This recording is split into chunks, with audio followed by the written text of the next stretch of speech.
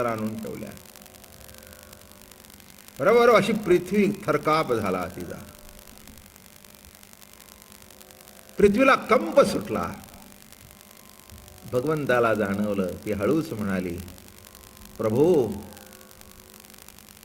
अरे तुझ्या पायाला कोण टोचणार आहे? तुझे पाय चा स्पर्श मला होण्याकरता जन्म जन्मांतरापासून सगळ्यांच्या तुडवून घेते मी. मला लाखो लोकांना तुडवतात. काही वंदन करतात, काही माझ्यावर विष्ठा सुद्धा करतात, मलमूत्र विसर्जन करतात. प्रभू, आज तुझा माझा स्पर्श होण्याचा योग आलेला आहे. आणि मैयाने तर चप्पल पुढे ठेवली. घालणार घालणार आणि असा थरकाप झाला. भगवान म्हणाला, मैया, अगं सगळे पोरं कशी चालतात, ते बरं दिसणार नाही सगळ्यात वावरताना. अरे कृष्णा, तुझ्या पायाला काहीतरी लागेल ना. मैया, माझा पाय लागावा म्हणून हजारो वर्ष तपश्चर्या करतायत. मैया, माझा पाय लागावा म्हणून हजारो वर्ष तपश्चर्या करतायत. माझ्या पायाला कसं काय लागेल? दगड लागला तर बाई झाली, दगड लागला तर बाई झाली. मागचं रामायण माहिती आहे ना, अहिल्या उद्धार. कसं होईल? मैया, डोक्यात काही आणू नकोस. असा तो वेणू, असा तो पितांबर, असा तो शेला. पीतांबर, पिवळं वस्त्र असं धारण केलेलं आहे, सुंदर अलौकिक असं. ते कोणी मोबाईलवर बोलतंय का?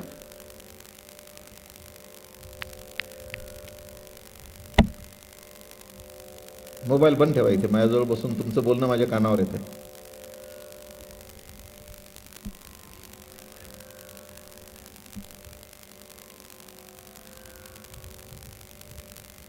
अधरी धरोनिया वेणू, वेणू वाजविला कोणी नेणू. आधारावर वेणू धरून संगीत असं सुरू झालं की जन्म जन्मांतराची संगती लागली. लक्षात ठेवा मी काय म्हणतो ते. गोकुळामध्ये गोप होते, सर्व होते, पण फक्त गोपीला ऐकू गेला नाद. का सर्वांना कुठे आपली हाक ऐकू जाते? ज्याच्या करता असते त्यालाच ते ऐकू जाते. एक महत्वाचा मुद्दा सांगतो. हृदयस्थ परमात्मा जवळ असून शेवटचा श्वास घ्यायची पाळी आली तर जवळ असून सुद्धा त्याची हाक ऐकू येत नाही. जवळी आहे परी भेटेना. किती आश्चर्य आहे. जवळ असून हाक ऐकू येत नाही. का ऐकू येत नाही? तितका जिव्हाळा नाही, तितका प्रेमळपणा नाही. मला अशी उदाहरणं माहिती आहेत, सायन्समध्ये सुद्धा प्रूव्ह झालेली आहेत. एखादं मूल कुठेतरी काहीतरी अडचणीत असेल आणि ती आई हाक मारले तर ही कितीवर मैलावर तिला हाक येते. ती म्हणते एकदम, हो माझ्या बाळाला काहीतरी झालं. अगं नाही का झालं? अहो काहीतरी झालं. मग दुसऱ्या दिवशी फोन येतो, कालता आम्ही म्हटलं ना तुम्हाला. माझं म्हणणं कळलं का?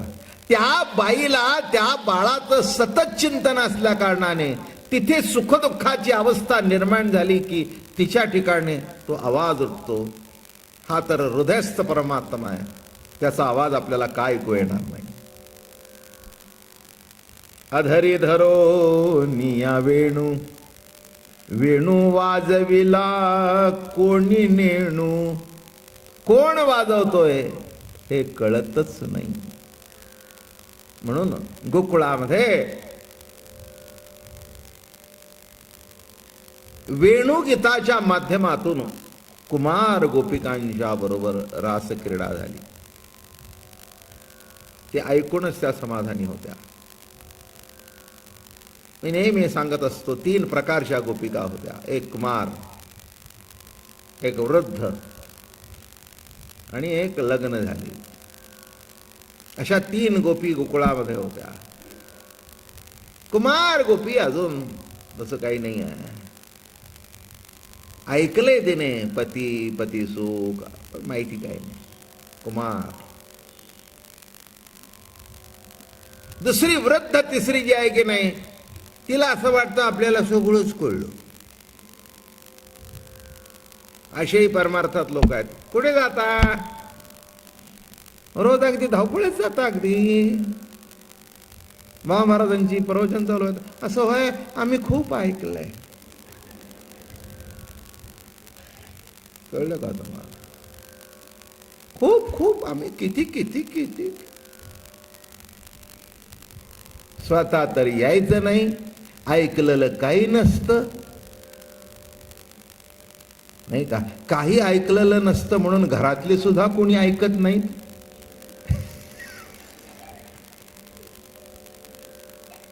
काय वाटत? आम्ही खूप 70 वर्ष पुण्यात राहतोय. जेवढे जेवढे कार्यक्रम झाले तेवढ्याला मी होतो. कृष्णचरित्र सांगतायत होय? तेच ना आपलं? हो, तेच तेच तेच. कोण कृष्णाला बदलणार आहे? तेव्हा खरं आहे तेच. आम्हाला सगळं माहिती आहे बरं का. अशा समजुतीत अडकलेला वृद्ध गोपी. काही पोरं कुणालाच झाली नाहीत का? एवढं आकडे सगळ्यांनी त्याच्याच मागे जावं. सगळी ही गेली यमुनेच्या तीरावर, ती गेली यमुनेच्या तीरावर. आम्ही काय वांझोटे आहेत काय? मला ओळीने 11 झाली.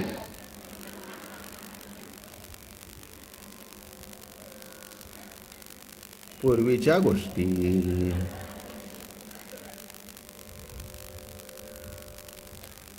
मला माहिती आहे, एका बाईला 14 मुलं झालेली. मला माहिती आहे. त्यांनीच मला कथा सांगितली. आणि ती 14 झाली. जेव्हा 7-12च्या उतरला झाले, लावायला गेले जमिनीवर, तेव्हा आई कोण बाप कोण एवढेच झाले. ते मग तो तोंडाकडे बघू लागला. ते म्हणले, बाप एक ठीक आहे, पण आया किती? ते म्हणले, नाही एकच. ते म्हणले, मी उद्या घरी होतो, त्या बाईचं दर्शन घ्याय.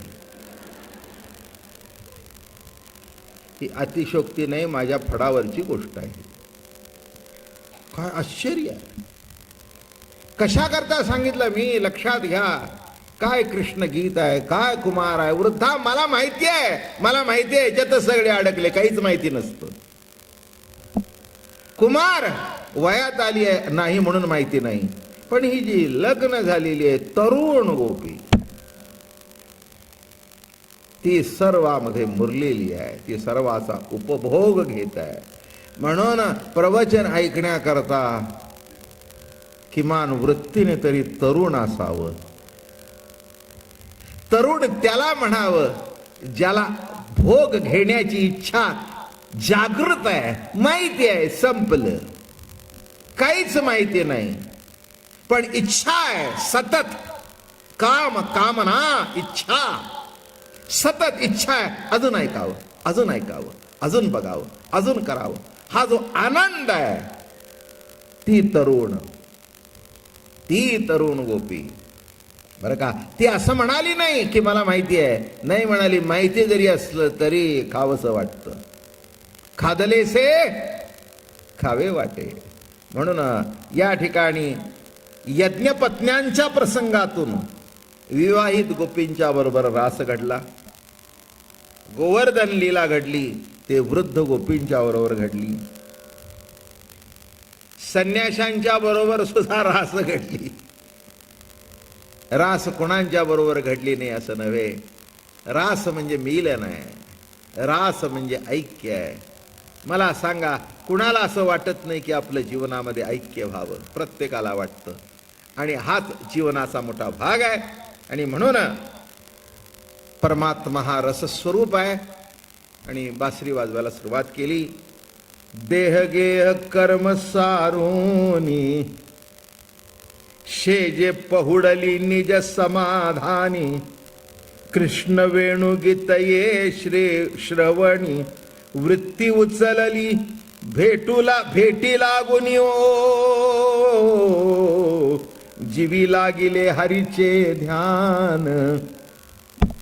वर्णन करतात काय घडलं. देह गेह कर्म सारुनी, सर्व देह गेह कर्म बाजूला सारले आणि निवांत पडली होती. ह्याच्यातून सिद्धांत कळला का? देहाची मनाची सर्व कर्म बाजूला सारली जातात आणि वृत्ती एकाग्र होते, तेव्हाच अंतर मनाची वेणू ऐकू येते. इंग्रजी शब्द वापरू का नको? वर वापरतो. एक कॉन्शियस माइंड आहे आणि एक सबकॉन्शियस माइंड आहे.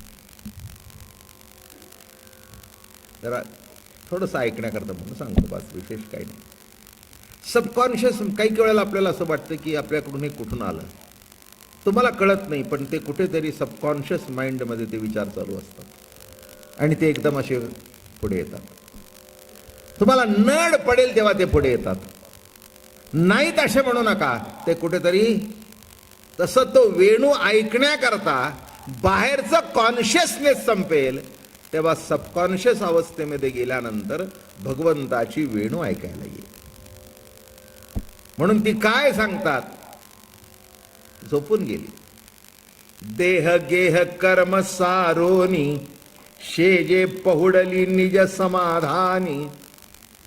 नाही का, बायका अगदी जेव्हा शेवटा येऊन झोपतात ना, पुरुष काही नाही, आपलं खाल्लं पेल्लं की. म्हणून ही गवळणीची कथा आहे, पुरुषाची नव्हे, गोपीची आहे.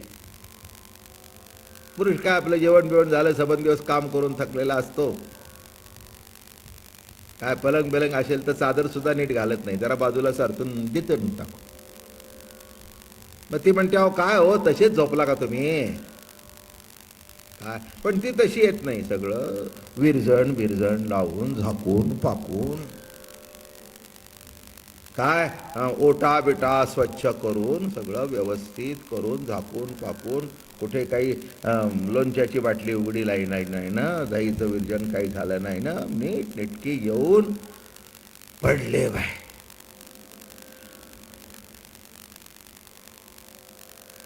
आणि तितक्या जर आठवण झाली तर उठली बरं का, अगं उद्या पोरांनी दहीवडी सांगितलेत, विरजन लावायचं राहिलं, उठली. नाही का? हा. पण निस्ते केव्हा समाधानाने, सर्व काम आता उद्याचं काही शिल्लक राहिलेलं आजचं संपलं, निजली. तसं देह गेह कर्म सारुनी, शेजे पहुडली निज समाधानी. म्हणून या गेटच्या बाहेर सगळं सोडा, राहिलं सायलं त्या गेटच्या बाहेर सोडा आणि निवांत येऊन बसा, म्हणजे इथली वेणू ऐकू येईल.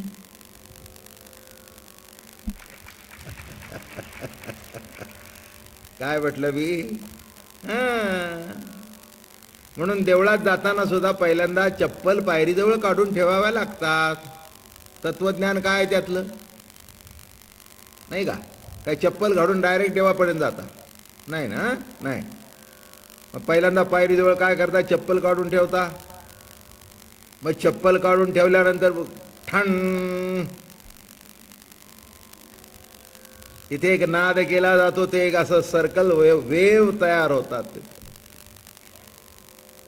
नाही का? मग आल्यानंतर चप्पल काढून ठेवली, घंटी वाजवली, मग उगीच लाईनीत कोण आहे उभं ते बघत बसतो.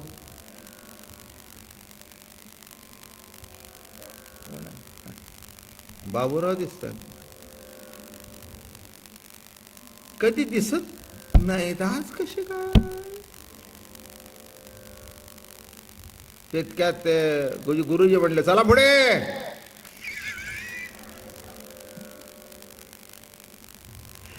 आले गणपतीला. काय घडलं?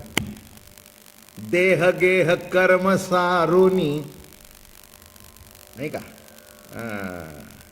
घर सुटलं, दार सुटलं, चप्पल सुटली, बुधवार पेठ सुटली, गल्ली सुटली, देवळाची पायरी विसरला, देऊळ विसरला, गणपतीला बघितलं आणि एकरूप होऊन वाकला, त्याशिवाय दर्शन होत नाही. नाही तर प्रदर्शन चालूच असतं. वाकण्याचं प्रदर्शन चालूच असतं. पण दर्शन तेव्हा घडतं पंच ज्ञानेंद्रिय, पंच कर्मेंद्रिय, मन, बुद्धी हे एक रूप होऊन जेव्हा वाकली जातात तेव्हा ते दर्शन घडतं. म्हणून सांगतायत शेजे पहो निज समाधानात, अगदी आनंदात. काय नवरोजी घोरतायत. हीच आपलं चांगलं चाललंय. आज जेवण चांगलं झालं बरं का. पोरं अगदी मस्तपैकी जेवली, मालक पण जेवले.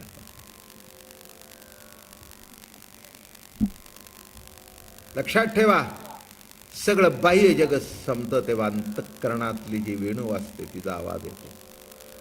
आणि म्हणून म्हणतायत वृत्ती उचलली भेटी लागून ओ, जीवी लागिले हरीचे ध्यान. जीवाला कोणाचं ध्यान लागलं? हरीचं ध्यान लागलं. आपल्या जीवनामध्ये काही भाग हरी आहे. 90% नव्हे, 95% नव्हे, 99% संसार आहे. 1% कुठेतरी हरी आहे. काही हरकत नाही, चांगलं आहे, तेवढं आहे तरी काय. अर्थात बुक्का काही सगळ्या तोंडाला फासायचा नसतो.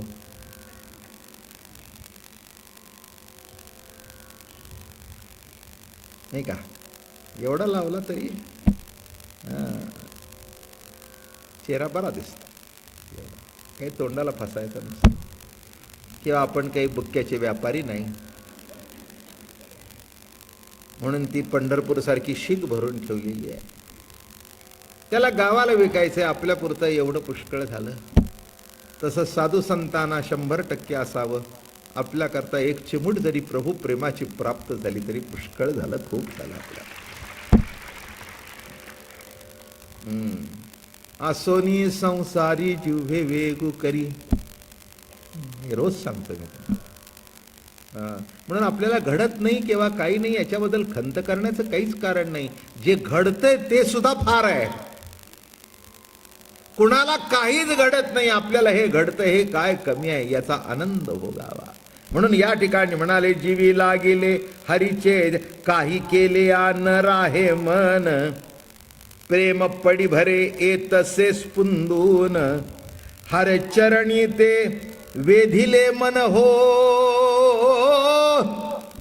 आपलं मन नको तिथे जातं, विषयाकडे जातं, कामाकडे जातं, क्रोधाकडे जातं. हरीकडे मन लागतं का?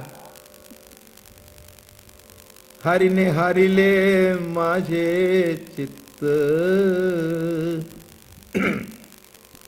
हरीने हारिले माझे चित्त, भारवित्त विसरली, भारवित्त विसरली, आता कैसी जाऊ घरा. घरा म्हणजे आता माझं मन त्याच्यात इतकं एकरूप झालं, आता देह प्रतितीकडे वळू कशी. आता कैसी जाऊ घरा, बरा नव्हे लौकिक, आता कैसी जाऊ घरा. हरीने माझे हरिले चित्त. आता एकदा त्यांनी चित्त हरल्यानंतर काही घरी जाण्यात तरी काय अर्थ आहे का? अहो, त्या संसारात तरी काय अर्थ आहे का?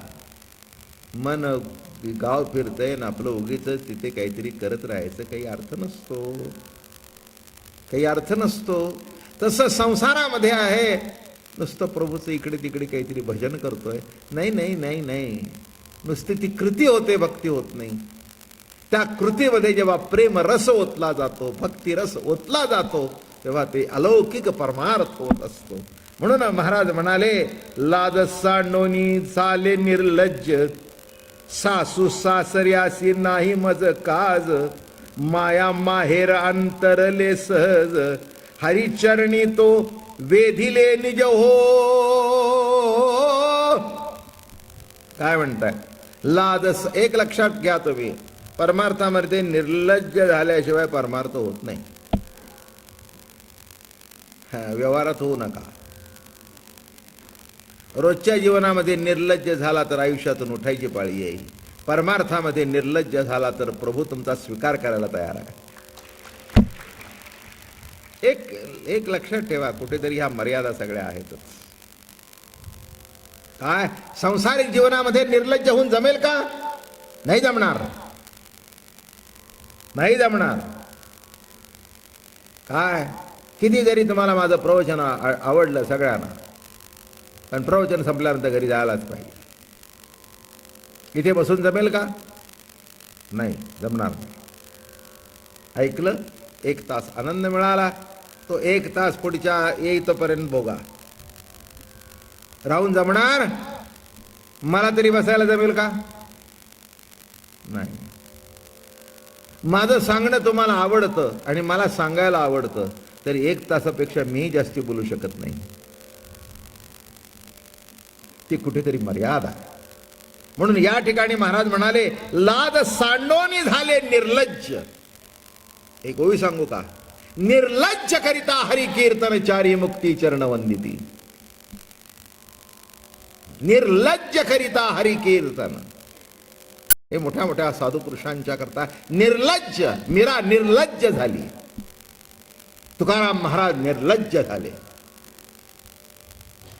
बरं का? जग काय म्हणते याचा विचार, पण अहो ते तुकाराम महाराज आहेत, तुम्हाला कसं जमेल? जमेल का? शक्य आहे का? अवघड आहे. पण एक मर्यादा आपल्या पुरती जमू शकते. बरं का? हो, ज्यांना अन्नदान करायचंय त्यांनी 50 पोती भरावीत. ज्यांना महिन्याचा कोटा भरायचा आहे त्यांनी 2 किलो घरी घेऊन जावे. माझं बोलणं लक्षात घ्या. संत हे जगाला ज्ञान वाटण्याकरता आलेले आहेत, त्यांची गोष्ट निराळी आहे. सामान्य माणसाला आपल्या पुरता परमार्थ आहे आणि तोच मजेशीर आहे, तोच कौतुकाचा आहे. म्हणून लाज सांड निर्लज्ज करिता हरि कीर्तन चारी मुक्ती चरणवर्दिती. निर्लज्ज होऊन हरिकीर्तन केल्यानंतर, हो, तुकाराम महाराज निर्लज्ज झाले. म्हणून जग काय म्हटलं याचा विचार केला नाही. आपल्याला पावलोपावली जग काय म्हणेल याचा विचार करावा लागतो ना? जरूर लागतो. कपडे घालताना, रस्त्याने चालताना, कुणाशी बोलताना, प्रत्येक गोष्टीला आपल्याला विचार करावा लागतो. जग काय म्हणेल? तुकाराम महाराजांनी जग काय म्हणेल याचा जर विचार केला असता तर एवढे प्रसंगी त्यांच्या अंगावर आले नसते. आणि पुढे सांगतो, एवढे मोठे महात्मे कळसही झाले नसते. पण तेवढी ताकद लागते. येशू ख्रिस्तानी पायामध्ये खिळे ठोकून घेतले आणि कोट्यावधी लोक जगभर त्याचे अनुयायी झाले. तुम्हाला बसताना खुर्चीला जरा इकडे तिकडे झालं तरी म्हणता, जरा ती खुर्ची बदलायला सांगा. किती वेळ? 1 तास. 1 तास. 1 तास. बरोबर आहे ना? इथे कसं आहे? पायामध्ये खिळे ठोकले, हातामध्ये खिळे ठोकले, डोक्यावर काट्याचा मुकुट घातला. नाही संतपण मिळते हे हाटी. संतपण, देवपण कुठे बाजारात विकत मिळत नाही. ते जेव्हा एखाद्याला बहाल केलं जातं तेव्हा त्यांनी मोलही त्याच्या बदल्यात खूप दिलं जातं. हे कधी विसरू नका. विसरू नका. जगद्गुरु तुकाराम महाराजांनी जे मोल दिलं, नाथाने जे मोल दिलं, त्याचं मोल करता येत नाही. म्हणून त्याला अमोल म्हणावं. अमोल म्हणावं. म्हणून इथे शब्द फार सुंदर. लाद सांडोनी झाले निर्लज्ज, सासू सासऱ्याची नाही मज लाज. अगदी व्यावहारिक दृष्टिकोनातून बघू. मग सासू कोण, सासरा कोण, हा पुढचा भाग झाला. पण अगदी लौकिक दृष्टिकोनातून जरी कथा घेतली, त्यांना कृष्ण केव्हा भेटला हे सगळे सोडले तेव्हा, वाळो मज जन म्हणोत शिंदळी, जगद्गुरु तुकाराम महाराज, वाळू मज जन म्हणोत शिंदळी, परिहा वनमाळी न विसंबो, परिहा वनमाळी वाळू मज जन म्हणोत शिंदळी. निर्लज्ज तरी व्हायला पाहिजे. तुकाराम महाराज म्हणाले, ती विरहिणी गाताना कुणाला काय म्हणायचं ते म्हणू दे, व्यभिचारी म्हणू दे, काय म्हणायचं ते म्हणू दे, मी त्याला सोडणार नाही, एवढी तरी तयारी पाहिजे. ती आपल्याकडे नाही आहे. व्यवहारात असू नये, परमार्थात असायला काही हरकत नाही. एक सांगू का व्यवहारातली गोष्ट, त्याला सहज बोलता बोलता आठवली. एक यवनांचं राज्य होतं आणि तिथे एक काझी आणि नमाज पडतो. संध्याकाळची वेळ होती, नमाज चालू होता आणि एक स्त्री आपल्या जाराला भेटायला निघाली होती. त्यांनी सांगितलं होतं, बरोबर मी 7 वाजता तुझी वाट बघतो. आणि ती घरातून कशी तरी लपून छपून सुटून जोरात निघाली होती आणि तो वाकलेला होता. तिला वाटलं दगड आहे. ती एवढं सुद्धा म्हणाली, काय बा काही कळत नाही लोकांना, काय रस्त्यात एवढे मोठे दगड ठेवले. तिच्या पाठीवर पाय दिला आणि गेली निघून. कचकन पाय दिला, निघून पळात सुटली. हा जो वाकला होता त्याने ओळून बघितलं, त्याला परिचित होते. अरे ही तो म्हणले कुलटा, ये तो कुलटा है यार, के मिलन के लिए जा रही है और मैं तो नमाज पढ़ता हूं, मेरे ऊपर पाव रख के गई. आना दो उसको. यानी आपली नमाज बंद केली, तिची वाट बघत बस. आना दो कुलटा. दानतोस झाली. आला बरोबर, ए बेवकूफ, उलटा, व्यभिचारी, जेवढ्या शिव्या होत्या तेवढ्या दिल्या. लाज वाटते का तुला? म्हणाले, मी नमाज पडत होतो आणि माझ्या पाठीवर पाय देऊन याराला भेटायला, आम्हाला माहिती आहे तू कुठे जातेस. अहो ती भयंकर रगेल होती. तिने असं वळून बघितलं, म्हणले सलाम अलैकुम. बडे मिया, अरे मी याराला भेटायला निघाली होती तर मला दगड तू वाटलास. तू अल्लाच्या दरबारात जाऊन मी तुला कशी दिसले?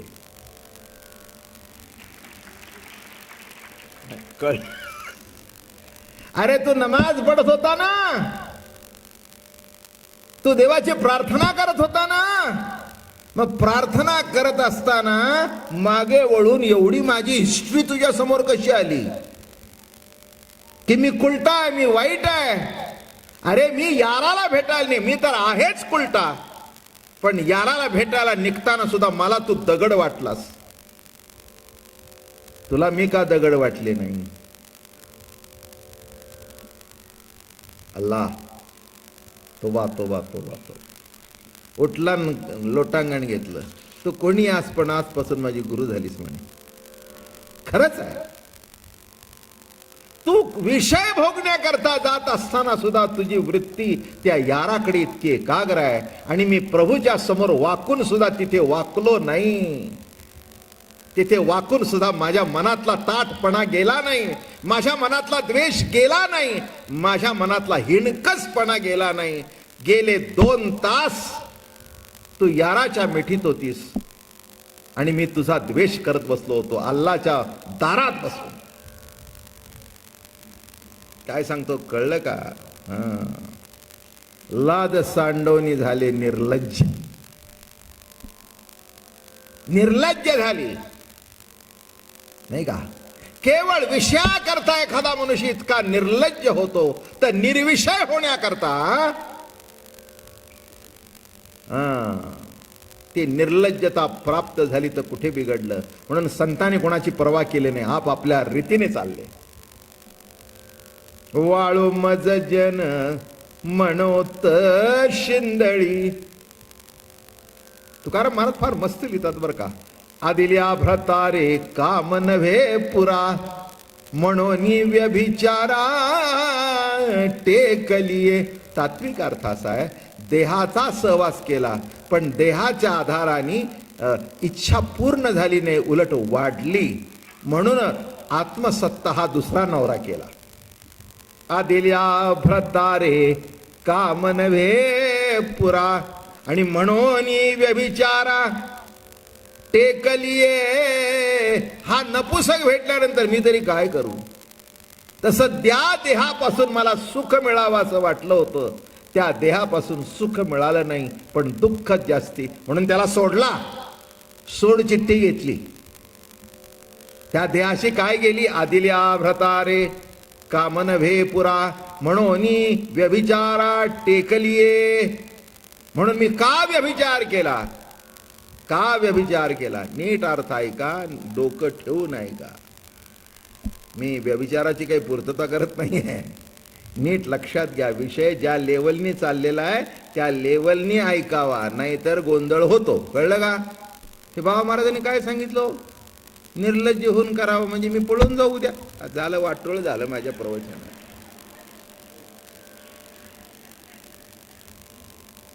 झालं का. काय काय मला सांगा काय शेवटी राहिलं. म्हणून मी एक लक्षात ठेवा, रासलीला किंवा हे जे सांगायला हळूहळू मी तुम्हाला शिरकवतोय, त्याचा अर्थ असा आहे की तुमची मानसिक तयारी व्हावी, नाही तर गोंधळ होईल काहीतरी. नाही तर कृष्णाने 16,008 केला, आम्ही 2 केला म्हणून गोटी बिघडली, हे असं काहीतरी भानगड होईल. तुम्ही 2 बिन करायचे नाही, एकच चूक. आपल्याला राम राहायचंय. अध्यात्माकरता कृष्णाकडे जायचंय, पण पुन्हा आपल्याला रामाच्या घरी मुक्काम करायचंय. एवढं नीट लक्षात ठेवा. मर्यादा पुरुषोत्तम हा आपल्या जीवनाचं रीत आहे, ही आपल्या जीवनाची वागण्याची पद्धत आहे, पण तत्वज्ञानाच्या दृष्टिकोनातून सारभूत कृष्ण आहे. एवढं नीट लक्षात ठेवा, नाही तर गोंधळ होईल. हो, मी तुम्हाला मागे सांगितलं नव्हतं का, एक कथा सांगितली होती की. लक्षात असेल नसेल बरं सांगतो. काय बिघडलं. 8 वाजले, थोडेसे सांगतो नाटक. काय त्याच्यात. नवरा बायको होते 2 नवरा बायको होते, आणि नवरा जरा रागीटच बरं. आणि त्या बायकोला सारखा काही नाही काहीतरी टोचत असायचं. असं नाही झालं, तसं नाही झालं, तसं नाही झालं. तर काही काही माणसं इतकी विचित्र असतात ना की त्यांना सतत ती खोड काढल्याशिवाय जमतच नाही. महाविचित्र माणसं. टेबलावर ठेवला तर म्हणतील टेबलावर का दिला. हातात दिला तर म्हणतील टेबलावर ठेवा. गरम दिला तर म्हणतील गरम का दिला. गार दिला तर म्हणतील पाणी ओतून आणा. त्यांची चूक नाही, देवाने स्वभाव तसा घडलेला असतो. तसं एक जोडपं होतं. काही थोडं त्या बाईकडून चुकलं गे. बाग नेट वाग, नेट वाग, नीट नाही वागलीस तर मी कृष्ण होईन.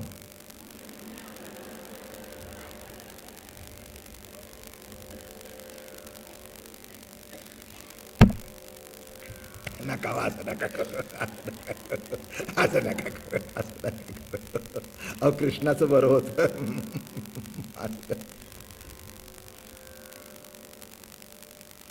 आला मग एक दिवस तिला कोणीतरी सांगितलं, फार मोठी प्रवचनं चालू आहे तिथे.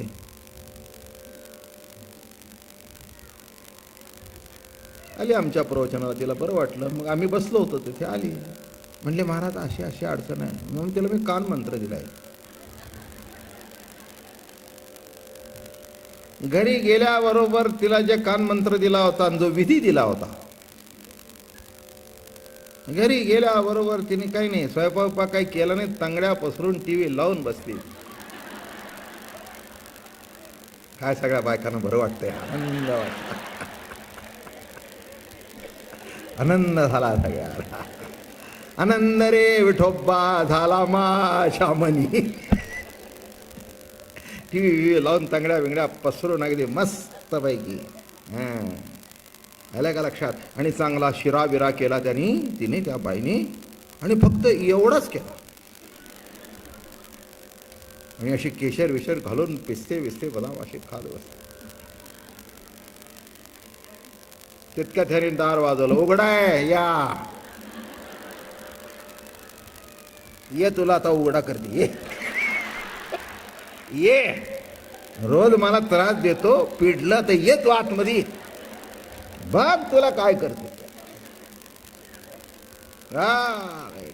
शिरा खाते, लाज वाटत नाही का म्हणला. संध्याकाळची वेळ तांगड्यापासून खात बसले. नाही म्हणले मग काय तुम्हीच खाऊन बघ प्यावरून काय मी काय काय काय काय मक्ता घेतलाय काय, माझ्या बापाने 4 लाख हुंडा दिलाय. त्याला कळे ना हे काय बनवलं. एकदम आलं की करणारी एकदम फिरली.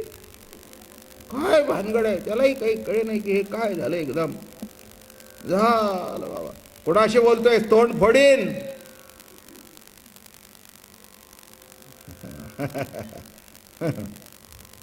इतके दिवस हात उगारला नाही म्हणून तुम्हाला तुमची शक्ती वाटली. हा, मी जर हात धरला ना तर अवघड होईल दुसऱ्याचा.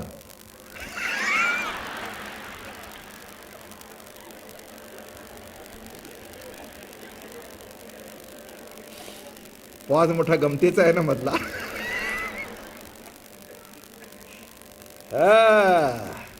हात धरला तर काय होईल.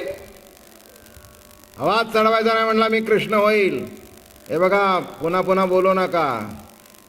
मी सुद्धा ठरवलंय, तुम्ही ज्या दिवशी कृष्ण व्हाल त्या दिवशी मी द्रौपदी होणार आहे. पुंडलिक हरी विठ्ठल श्री ज्ञानदेव तुकाराम विठ्ठल विठ्ठल विठ्ठल विठ्ठल विठ्ठल पुंडलिका वरदे हरी विठ्ठल.